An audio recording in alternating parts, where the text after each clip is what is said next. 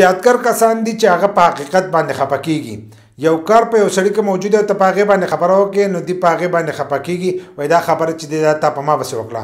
لاول د ویډیو په مقصد باندې ځان پوه کول پکاري چې دا کس دا ویډیو د څه باره کې کوي.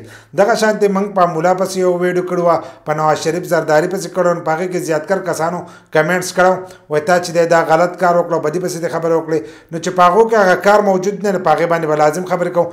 دغه شانتې که په عمران خان پسې دې وکړې د عمران خان پارټۍ والا به وایي چې دا تا غلط کار وکړو. خو که اوس په یو سړي کې دا کار موجودي او تا په هغې باندې خبره وکړه نو په دې باندې خفګان چې دی دا نه دي کول پکار.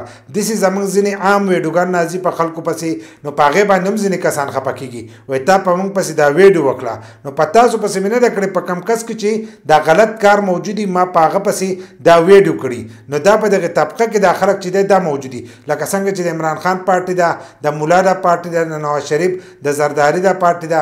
نو په دې پسې چې خبرو کې زیاتکر کسان د دغه په باره کې چې دی کمنټس کوي وایي دا تا موږ پسې خبرې وکړه، زموږ په پارټۍ پسې دې خبرې وکړې، ته موږ انفالو کړې. نو دا فالو انفالو خبره نه ده. که ستاسو نه خوښېږي دا خبرې نو تاسو موږ انفالو کوئ. خو یو سړي کې یو خبره موجود ده نو په هغې باندې به لازم چې دی موږ به خبره کوو. په دې باندې خفګان چې دی دا نه دي کول پکار. که په تا کې نه موجوده خبره نو ته په هغې باندې نه خفه کېږي. خیر که ستا طبقه ده په هغې پسې خبره وشي، خو چې په تا کې دا کار نه ده موجود نو تا له خفګان کول چې دي به دې نه دي پکار.